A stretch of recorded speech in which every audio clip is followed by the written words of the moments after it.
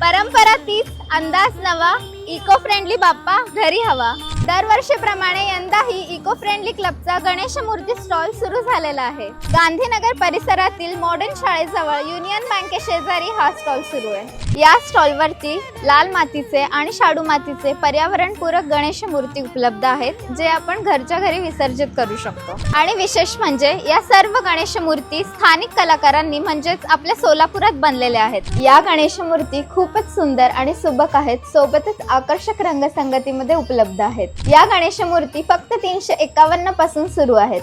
आपली पर्यावरणपूरक गणेश मूर्ती आजच बुक करा, नक्की भेट द्या.